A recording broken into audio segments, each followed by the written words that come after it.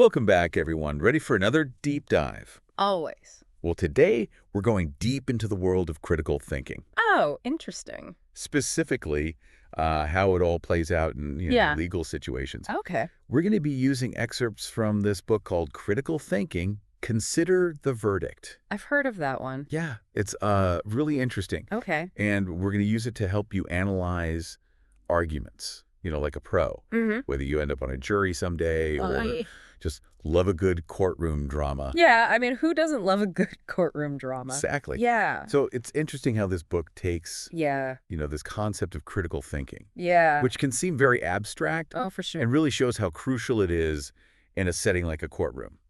Yeah, I mean, it's interesting how it takes this concept that can seem really abstract and shows how important it is in Yeah. something like a courtroom. Right, a very practical setting. Right. And one of the things the book really emphasizes is Yeah. this idea of Yeah. impartiality and open-mindedness. Okay. And that's super important, especially if you're on a jury. For sure. So the book actually uses this great example.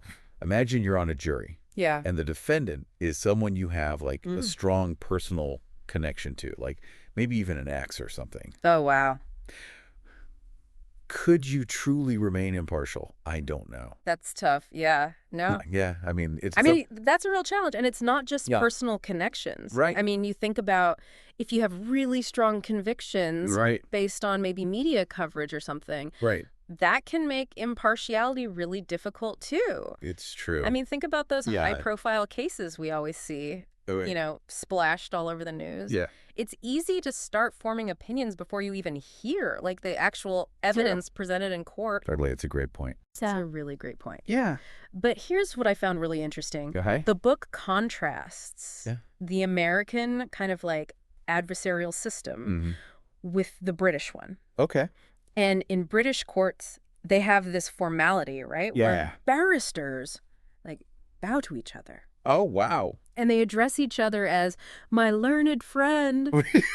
I know it seems so formal to us, right? Yeah. But it actually serves a purpose. Okay, what's that?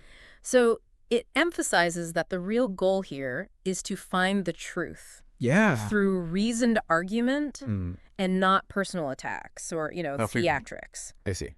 So in a way, civility is about more than just No, being right. polite. Yeah. It actually safeguards a fair adversarial process. That makes a lot of sense, yeah. Yeah, I thought that was really interesting. Yeah, civility isn't just about, Mhm. being nice. It's really about Right. making sure the process is fair. Right. Yeah, Totally. that's really interesting. The book also gets into the difference between arguments and testimony. Okay. And they give this really funny example. They Yeah. say, imagine your friend is Ah. arguing for the existence of extraterrestrials. Okay, Um, sure. Whether that friend is sober or not Right, doesn't actually change the strength of the argument itself. exactly. Right. Yeah. It's still The argument is either good or bad. yeah. Yeah. And that's a key distinction that the book really highlights. Yeah, An argument should stand or fall right. on its own merits. Yeah. The logic, the evidence presented. Yeah, the evidence has to back it up. Yeah. Yeah. But testimony, on the other hand, that depends heavily Yeah, on the credibility of the person giving it. that makes sense. Right. Yeah, like if your friend's drunk, you're probably not going to believe them about the aliens. Exactly. Yeah. So how does this apply to something like the Yeah. ad hominem fallacy? Yeah. The ad hominem. Yeah. And I know the book uses this example Okay. of Tiger Woods Look. potentially arguing for marital fidelity, Right. which, A little ironic. yeah, I mean, obviously he'd be a hypocrite. Right. But does that automatically mean that his argument for marital fidelity is wrong? That's the question, right? Yeah. I mean, just because he's a hypocrite doesn't necessarily mean the argument itself is bad. Right. And that's the crucial point, right? Yeah. An ad hominem argument, Okay. which Yeah. is basically attacking the person Right. making the argument. Attacking the person, not the argument. Right. Yeah, that's only a fallacy if it's used to dismiss Right. Exactly. the argument itself. Yeah. However, Yeah. if you're attacking someone's testimony Okay. based on inconsistencies or bias, That's totally legitimate. right, because then you're attacking their credibility Yeah. as a source. So context is so important. It is, yeah. Context matters. Yeah, when you're analyzing these types of arguments. For sure. And speaking of, like, Yeah. misrepresenting arguments, the book talks about the straw man fallacy. Okay. And they use this example of Okay. Mobil Oil attacking soft energy advocates, but they kind of distorted the advocate's position to make it easier to criticize. Right. So that's a tactic we see a lot. Oh, all the time. Right. Yeah, especially, I think, in, politics and stuff. Yeah, for sure. It's much easier to attack like a distorted version of someone's views than to actually engage with their real arguments. It's so much easier to... It is, yeah. Yeah. To oversimplify it and make it seem ridiculous. It's true. That's the straw man left. Right. The straw man fallacy, it's all about distortion. Distortion. Yeah. Okay, so now shifting gears a bit. Okay. Let's talk about the burden of proof. Right. That, like, courtroom drama staple. Yeah. Where the defendant is presumed innocent until proven guilty. Right. Innocent until proven guilty. And this is where I think things get really tricky. Oh, how so? Because that burden of proof Yeah. has to be placed correctly. Okay. Right. Yeah. So the book's point is, if simply failing to disprove something counted as proof, oh, wow. we'd have no unsolved crimes. That's a good point. Right. Yeah. Anyone could be deemed guilty. Right. Just because there's no alibi. Wow. Yeah. No, that's kind of scary. and that's a scary thought. Yeah. So to kind of illustrate this further, Yeah.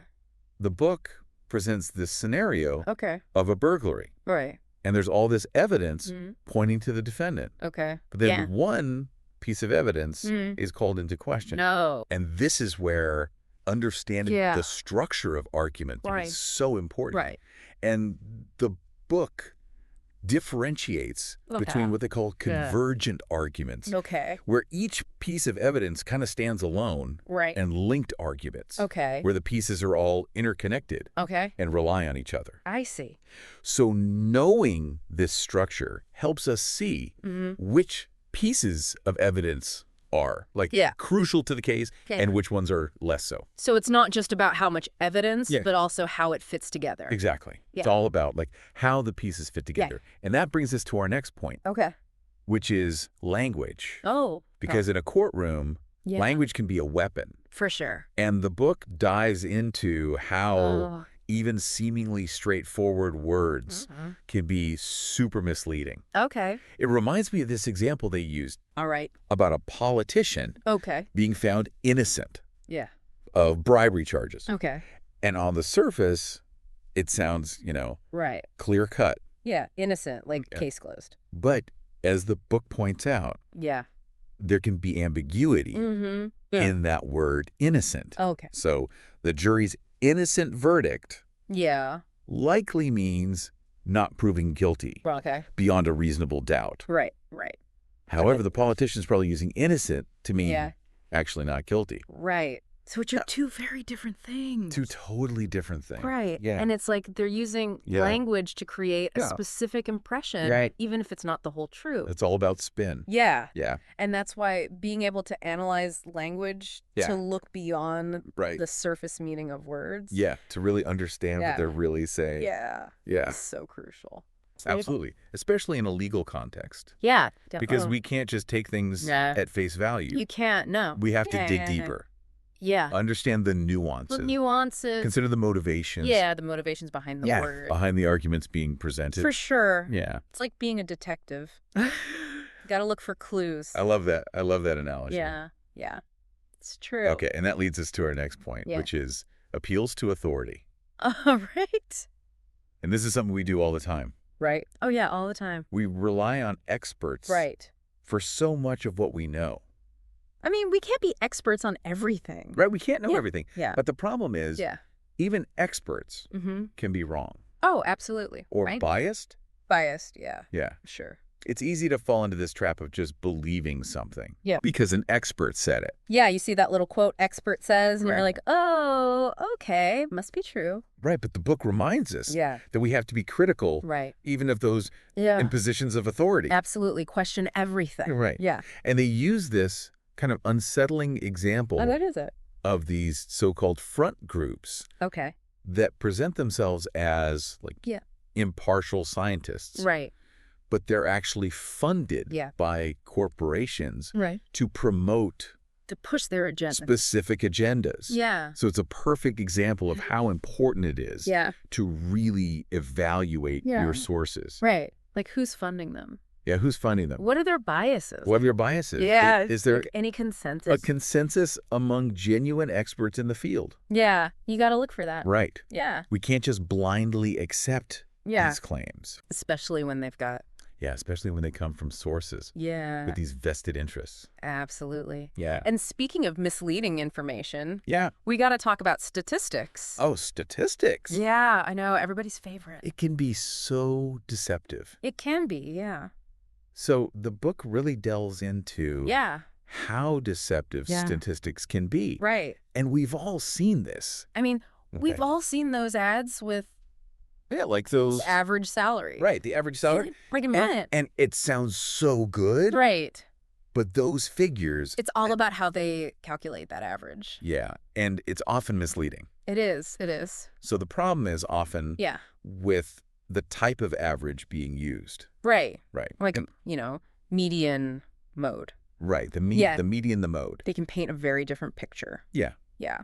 And sometimes those averages are deliberately chosen to mislead, To mislead. Yeah. For example, a company might use the mean salary. Right, which can be skewed. Which could be skewed. By a couple of... Well, those high earners. Yeah, those high earners. Yeah. To make it seem like... to make everyone think employees are paid more. Yeah, but they're not. Than they actually are. Exactly. It's like that saying... What's that? There are lies. Yeah. Damn lies. And statistics. But understanding basic right. statistical concepts can be so empowering. It can be. Yeah. It can help you cut through the BS. It helps you cut through those misleading claims and get to the... And get to the heart. Yeah, the heart of the data. Of what's really going on. Okay. So we've covered a lot of ground here. We have.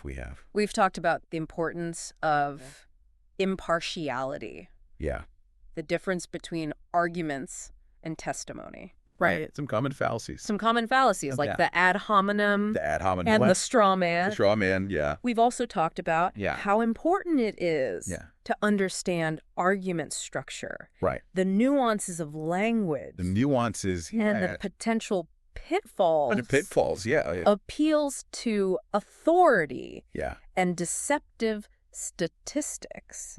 That's a lot. It is a lot. And all of these concepts, while they're super important in a legal context, are really relevant in everyday life. Absolutely. Yeah. I mean, think about just reading the news or watching commercials. Yeah. These things pop up everywhere. They do. And we're just getting started. Oh, there's more. There's so much more. Okay, ready. Yeah, there's much more to unpack in our deep dive into critical thinking. All right, let's do it. Yeah. It's true. I mean, think about it, like political debates or advertising, even just discussions with friends and family.